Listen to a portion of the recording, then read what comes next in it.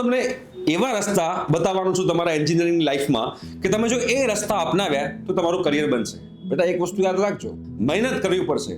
તમારે લાઈફમાં સ્ટ્રગલ કરવું પડશે. વિધાઉટ સ્ટ્રગલ, વિધાઉટ મહેનત તમે લોકો કરિયરમાં ક્યારે આગળ નહીં વધી શકો. તમને ટાયર 1 કોલેજ મળે, તમને ટાયર 2 કોલેજ મળે, ટાયર 3 કોલેજ મળે, તમારી કોલેજમાં પ્લેસમેન્ટ હોય કે તમારી કોલેજમાં પ્લેસમેન્ટ ના હોય, કોઈ ફરક નહીં પડે જો હું તમને કહું એ રસ્તો તમે અપનાવ્યો તો. તમે જો બેટા એન્જિનિયરિંગમાં જઈ રહ્યા છો, સૌથી પહેલા શું કરવાનું છે, તમારે તમારું ટેકનિકલ નોલેજ બહુ જ શાર્પ કરવાનું છે. અને ટેકનિકલ નોલેજ શાર્પ કરવા માટે તમારે લોકોએ સૌથી ઇમ્પોર્ટન્ટ, જે આપણા એન્જિનિયરિંગ સ્ટુડન્ટ સૌથી ઇમ્પોર્ટન્ટ એક્ઝામ જે કહેવાય એ એક્ઝામ છે ગેટ એક્ઝામ, જેની તમારે પ્રિપેરેશન કરવી જોઈએ. ગેટ એક્ઝામ આપવી કે નહીં એ સેકન્ડરી વસ્તુ છે, બટ એના જે સબ્જેક્ટ છે ને તમારા ગેટ એક્ઝામના એ બધા તમારે તૈયાર કરવા જોઈએ. કેમ ખબર છે?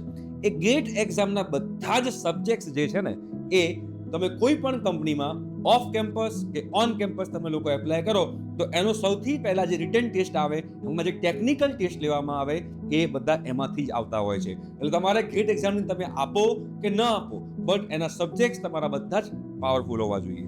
પણ ઘણા બધા વિદ્યાર્થીઓને એવું લાગે કે સર હું તો એન્જિનિયરિંગમાં જતો રહ્યો, બટ એન્જિનિયરિંગમાં ગયા પછી મને તો મજા જ નથી આવતી, ટેકનિકલી હું એટલો સ્ટ્રોંગ નથી, તો સર મારા લાઈફમાં શું કરવું જોઈએ? તો તમારે લોકોએ ગેટ એક્ઝામની જગ્યાએ તમારે કેટ એક્ઝામની તૈયારી કરવી જોઈએ.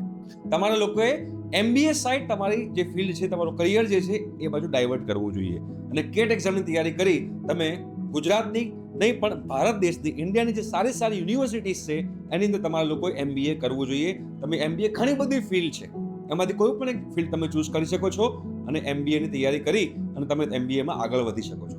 જો બેટા તમને કહું કે એવું નથી, ઘણા બધા વિદ્યાર્થીઓ કહેતા હોય છે કે મારી કોલેજ ખરાબ હતી, મારી કોલેજમાં પ્લેસમેન્ટ નહોતું, એના કારણે મને જોબ નથી મળી, એના કારણે હું સ્ટ્રગલ કરી રહ્યો છું.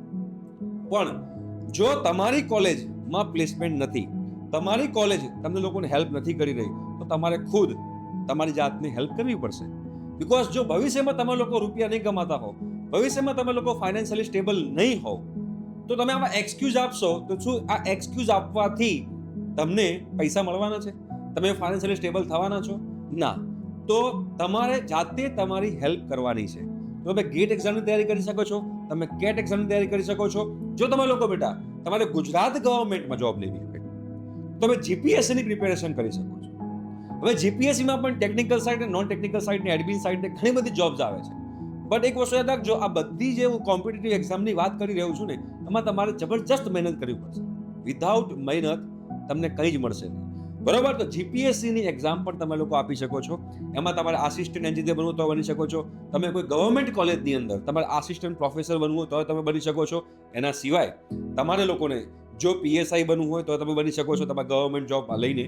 ઓકે, તમારે DYSP બનવું હોય, તમારે મામલતદાર બનવું હોય, તમારે ક્લર્ક બનવું હોય, તમારે કોન્સ્ટેબલ બનવું હોય, તો બધી જે જોબ્સ છે એ તમે લોકો લઈ શકો છો, ગવર્મેન્ટ જોબ્સ. બટ અગેન એના માટે જબરજસ્ત તમારે લોકો બેટા મહેનત કરવી પડશે. વિધાઉટ મહેનત કશું મળશે નહીં. તો GPSC ના કરવી હોય તો તમે લોકો UPSC ની પ્રિપેરેશન કરી શકો છો. રાઈટ? હવે બધાને ખબર છે તમારે IAS બનવું હોય, IPS બનવું હોય, IRS બનવું હોય, IFS બનવું હોય તો આ UPSC ની પ્રિપેરેશન હમણાં જ આપણા જે સુરતના કલેક્ટર તેજસ પરમાર સર છે એમનો મેં ઇન્ટરવ્યૂ લીધો હતો. તમે કદાચ એ ઇન્ટરવ્યૂ તમે જોયો હોય તો તમને લોકોને આઈડિયા આવશે કે તમારે જો UPSC ની પ્રિપેરેશન કરવી હોય તો તમારા લાઈફમાં કેવી રીતે આગળ વધવું જોઈએ. જો તમારે UPSC નથી કરવું તો હવે શું કરવાનું? તમારે ખાલી જોબ જ લઈ લેવી છે? હા, તો એ પણ ઓપ્શન છે. તમારે જો જોબ લેવી છે, તમારી કોલેજમાં પ્લેસમેન્ટ નથી, તો જોબ કેવી રીતે લેશો? તો તમારે ઓફ કેમ્પસ જોબ લેવી પડશે. અને ઓફ કેમ્પસ જોબ લેવા માટે તમારે સૌથી પહેલા એપ્ટિટ્યુડ સબ્જેક્ટમાં તમારે સ્ટ્રોંગ થવું પડશે. બીકોઝ દરેક કંપની એવી છે કે જે કંપનીમાં રિટન ટેસ્ટ લેવાય એમાં એપ્ટિટ્યુડ સબ્જેક્ટ જે છે એ લોકો રાખતા હોય છે ને એની ઉપર ક્વેશ્ચન પૂછતા હોય છે.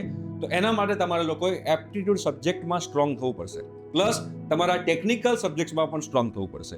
અને બધી જે કંપની છે એ કંપનીની વેબસાઇટ્સ તમારે રેગ્યુલરલી ચેક કરતા રહેવી પડશે. અને જ્યારે એમાં વેકેન્સી આવે ફોર ફ્રેશર્સ ત્યારે તમે લોકો એની અંદર એપ્લાય કરી શકો છો. રાઈટ?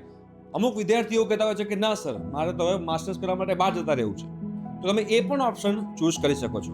બટ એક વસ્તુ યાદ રાખજો, જો તમને ગુજરાતની અંદર ટાયર 2, ટાયર 3 કોલેજ મળી છે અને તમે લોકો જ્યારે આઉટ ઓફ કન્ટ્રી જાઓ, આપણે ઇન્ડિયાની બહાર સ્ટડી કરવા માટે જાઓ માસ્ટર્સ માટે, ત્યાં પણ તમે લોકો ટાયર 2, ટાયર 3 કોલેજ લેશો એનો કોઈ મતલબ નથી. ત્યાં આગળ આપણે સારી કોલેજ લેવી જરૂરી છે.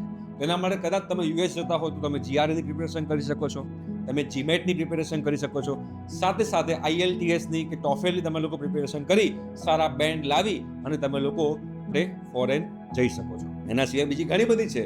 સ્ટાફ સિલેક્શન કમિટી SSCની પણ એક્ઝામ આવે છે, એના બેઝ પર પણ તમે લોકો ગવર્મેન્ટ જોબ લઈ શકો છો. આવા તો બેટા અઢળક ઓપ્શન છે જો તમારે લોકોએ તમારું કરિયર બનાવવું હોય તો.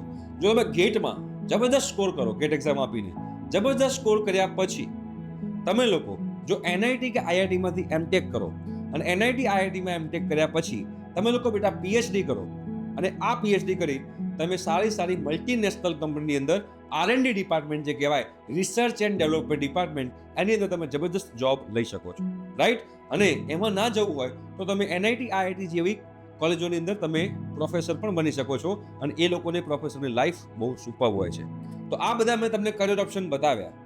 વાંધો નહીં તમારી કોલેજ સારી છે ખરાબ છે, બટ હવેના 4 વર્ષમાં જો તમે લોકોએ તમારા કરિયર પર ફોકસ કર્યું તો તમને કોઈ દિવસ વાંધો આવશે નહીં. આ મેં રસ્તા બતાવ્યા છે, તમે લોકો ધ્યાનમાં રાખજો. તમે કયો રસ્તો આમાંથી ચૂઝ કરવા માંગી રહ્યા છો એ કમેન્ટ બોક્સમાં કમેન્ટ કરજો, જેના કારણે મને આઈડિયા આવે, અને ચેનલ સબસ્ક્રાઇબ કરજો, જેના કારણે તમને કરિયરની બધી જ ઇન્ફોર્મેશન આ ચેનલ પર મળતી રહેશે. Thank you so much.